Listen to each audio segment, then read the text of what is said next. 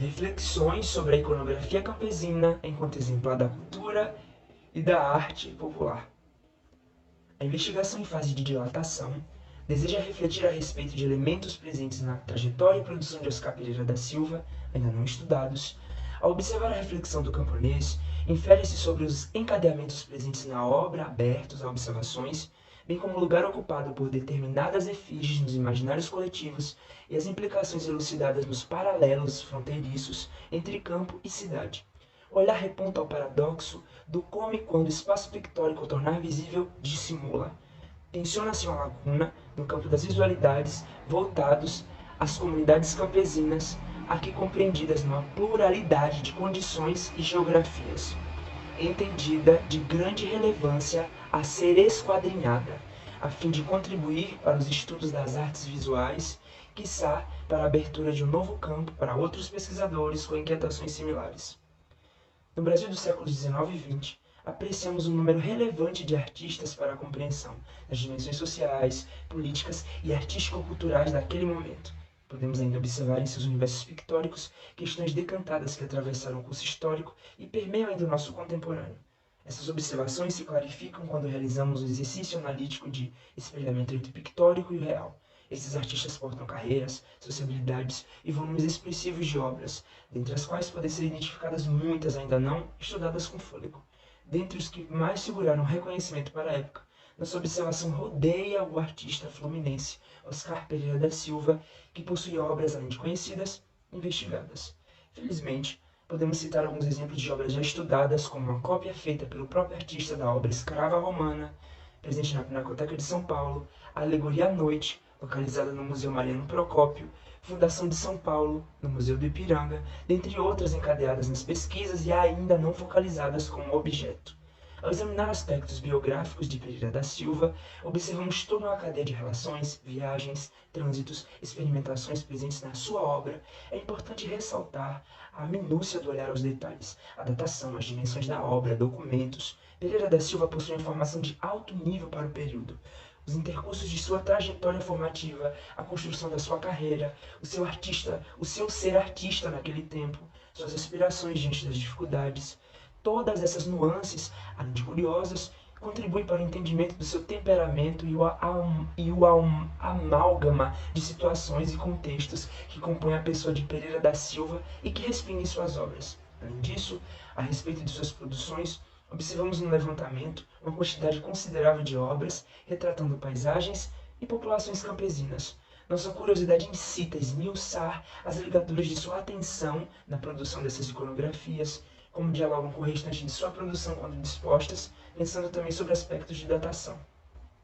Antes de chegar à obra de maior interesse, se faz importante uma breve passagem pela trajetória do artista, a fim de situar no seu trabalho um momento histórico no qual se insere. Não sendo ainda possível maior aprofundamento no espírito da época, nos aspectos sociais e políticos, bem como observar as características do tecido social, que podem nos ajudar a entender mais profundamente a obra, ficando assim para um momento posterior. Quanto ao artista, Oscar Pereira da Silva trata-se de um fluminense, com uma produção artística voltada à elaboração de retratos, temas religiosos, cenas de gênero, naturezas mortas, paisagens, aquarelas, além de exímio copista, sendo requisitado para a elaboração de cópias, dadas as suas habilidades, enviado inclusive ao exterior para realizá-las. Realizou inclusive cópias de suas próprias obras. Identificava-se como um pintor de gênero histórico. Todavia passeava por outras faturas e era dotado de plasticidade nas suas produções. Era um admirador declarado de Pedro Américo, tendo como fonte de inspiração e exemplo. A respeito de sua prática copista, Alves observa que era muito recorrente entre os pintores do Ocidente, além de apontar a temporalidade da prática desde o Renascimento, sendo valorizada, além de conferir aos artistas um status de genialidade. De acordo com este autor, a cópia compunha parte do processo de aprendizado dos artistas acadêmicos por um determinado tempo, colocando-se como uma prática comum. O autor nos auxilia no caminho de uma melhor compreensão do fazer artístico de Pereira da Silva, dando a dimensão da prática cotidiana dos artistas em formação, o que talvez possa nos abrir mais o olhar e o desanuviar diante das imagens. Como artista do seu tempo, em sua produção imagética, circulava um vocabulário aprendido a partir dos clássicos e é perceptível o papel da imitação. um labor que associa a procura de aperfeiçoamento técnico na produção de imagens, que ao mesmo tempo se aproxima das pinceladas e técnicas de seus mestres. Entretanto, Oscar é possuidor de uma grande versatilidade, longe do que podemos imaginar. Um artista oriundo de uma formação acadêmica, era alguém que dialogava com seu entorno, conforme apontado por Silva. Portanto, a produção de Pereira da Silva não só dialoga com a dos artistas europeus, mas também com os grupos formados pelos artistas brasileiros paulistas.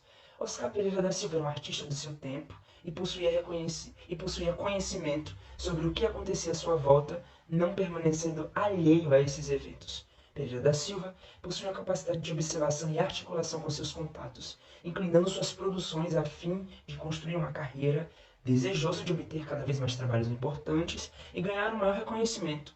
Um artista estratégico, foi assim que realizou a obra Fundação de São Paulo. Ele não a produz por encomenda do governo, mas aposta com recursos próprios na produção da tela, correndo um risco considerável. Como admirador de Pedro Américo e pintor de faturas históricas, ciente do valor atribuído à pintura que trata de um acontecimento importante da história do país, sabia da provável aquisição pelo governo, do reconhecimento e do status, o que almejava alcançar. Pereira da Silva possuía no seu temperamento a pungente ousadia, arrebutando a partir das observações sobre sua trajetória.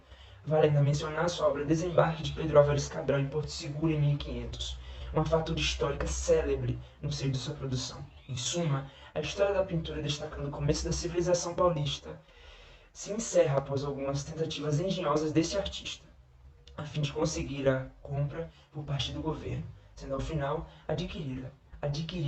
Pereira da Silva é o último artista a ganhar o prêmio de pensionista patrocinado pela monarquia, agraciado com a viagem informativa a Paris. À época, um artista viajar ao exterior para estudar com mestres estrangeiros em seus ateliês era um requisito importante para uma formação carregada de reconhecimento e prestígio.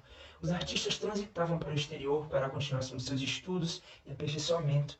Havia insegurança com relação à formação restrita somente ao Brasil. Viajar para fora era a garantia de um aprofundamento e uma melhor maestria, considerando os valores hegemônicos desta temporalidade. Pereira da Silva ganha o concurso do prêmio da viagem ao exterior com sua obra A Flagelação de Cristo.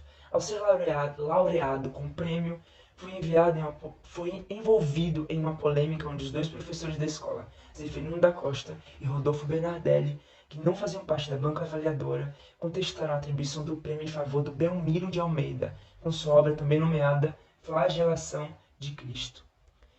Ambos os professores consideraram a obra de Belmiro de Almeida com uma qualidade superior à de Pereira da Silva. Isto evidenciou não somente os embates internos na academia relacionados a noções estéticas divergentes, como os questionamentos da estrutura curricular e funcionamento da instituição.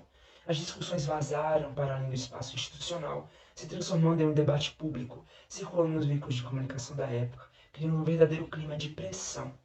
Devido à recente consolidação da República e à delicadeza de sua situação enquanto nova política em vigor, e o medo da deflagração de mais situações que poderiam colocar em risco o novo governo, recorre como solução para as agitações a anulação do concurso. Um tempo depois, Pereira da Silva recorreu e conseguiu o direito a ser pensionista em Paris. Reunindo argumentos em sua defesa, envolvendo a transição do governo imperial para a recente república e, dando o contexto de necessidade de afirmação da república e sua vulnerabilidade, sua precisão argumentativa foi cirúrgica como assinala Formico. É interessante analisar o modo como o artista constituiu seu apelo.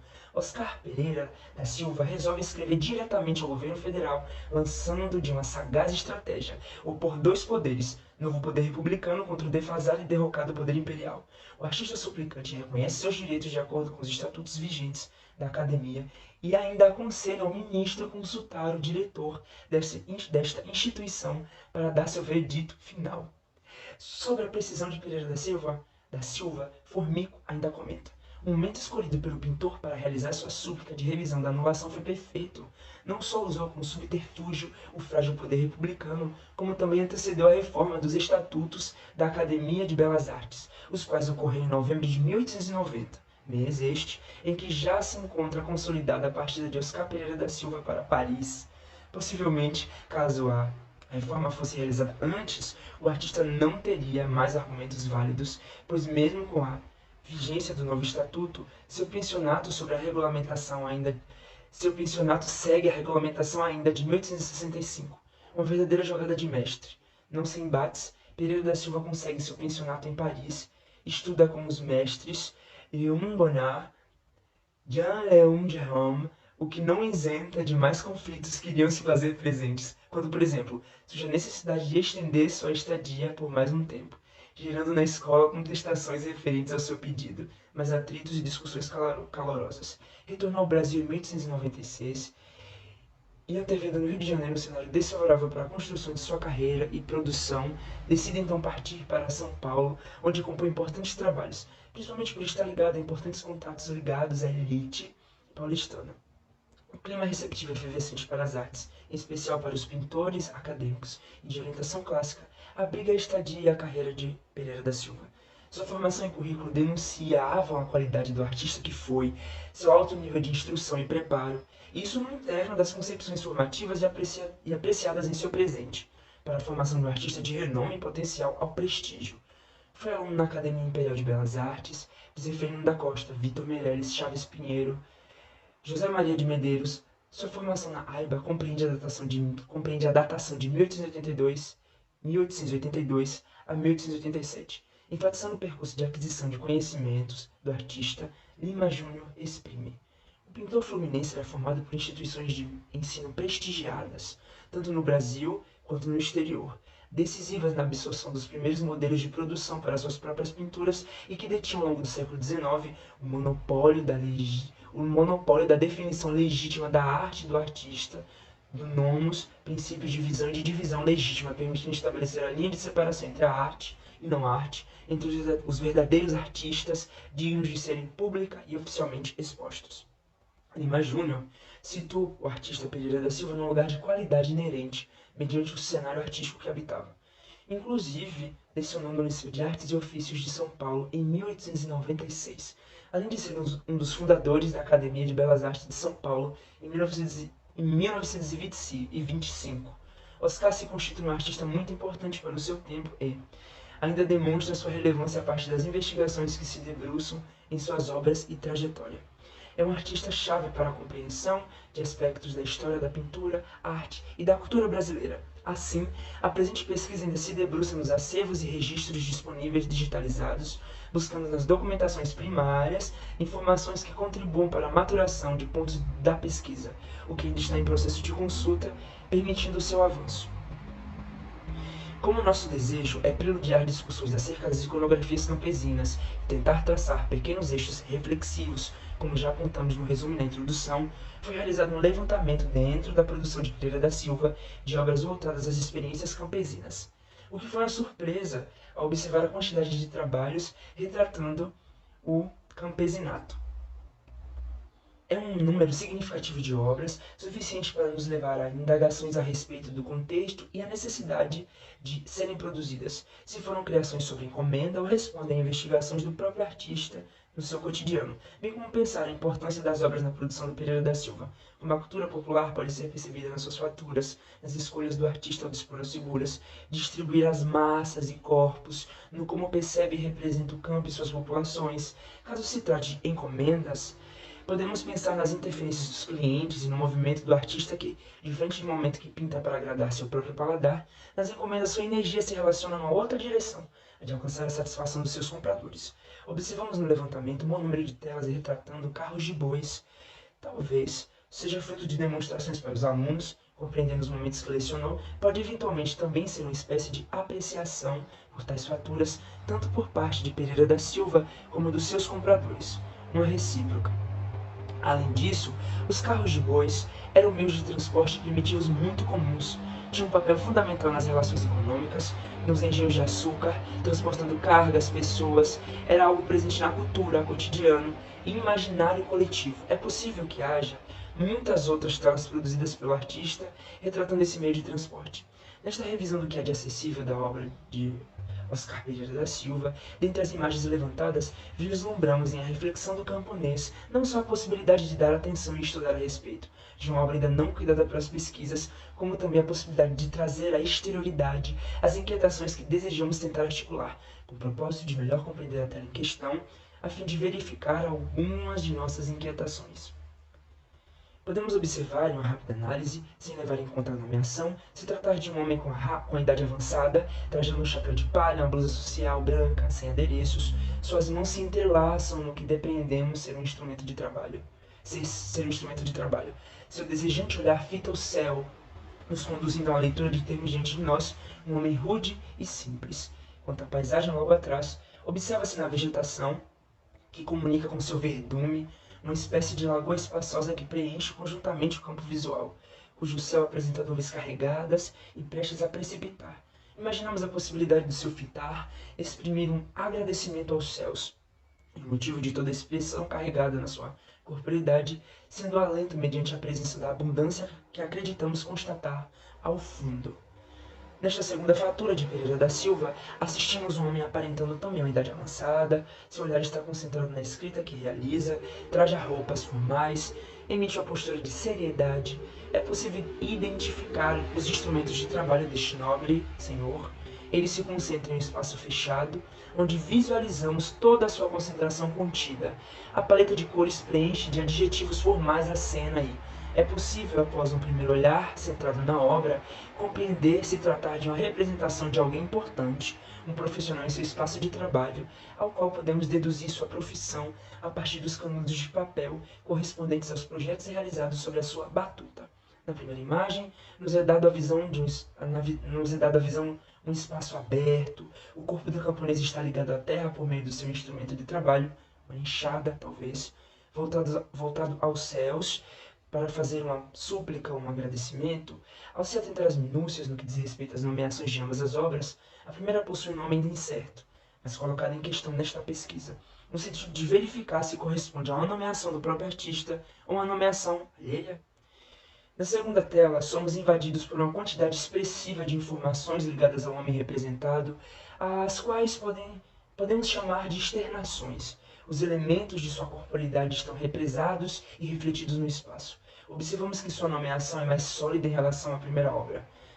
Passando para um segundo momento, é possível identificar a personalidade do homem da segunda imagem, a valorização de suas características e outras informações a seu respeito, que podemos suspender e mirar se nos determos a identificar suas significâncias. Já a personalidade do homem da primeira imagem se dissolve entre tantas outras. A incerteza de seu nome, não sendo possível identificar se olhamos para um homem idealizado, um homem que realmente existiu concretamente, como da segunda imagem. Se pensarmos também em suas preocupações, podemos localizá-las ligadas a núcleos comuns de ansiedades e expectativas, o que no segundo é dado a imaginar um homem com preocupações mais complexas e, lendo mais agressivamente, mais sofisticadas, em contraste com o camponês. Outro ponto levantado pela pesquisa é se essa obra do camponês pertence à fase em que Pereira da Silva se encontrava em São Paulo, a serviço do Museu Paulista, ou se corresponde a um período anterior quando realiza a obra O Mendigo. O arco temporal no qual se situa Oscar Pereira da Silva é embebido de acontecimentos importantes para a história do nosso país. Nesse breve passeio, em parte de sua vida e obra, podemos constatar mais uma vez a notoriedade e contribuição do artista para o entendimento de aspectos históricos. Realizamos a tentativa de aproximação das suas obras, observando algumas de maior destaque na sua carreira.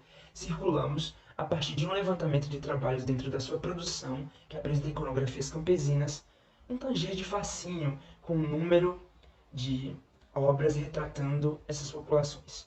Tentamos observar como tornar visível pode portar ao mesmo tempo seu inverso, e neste o poder de dissimulação, como os lugares campo e cidade nos seus entremeios implicam distinções nas maneiras de considerar os sujeitos e suas subjetividades.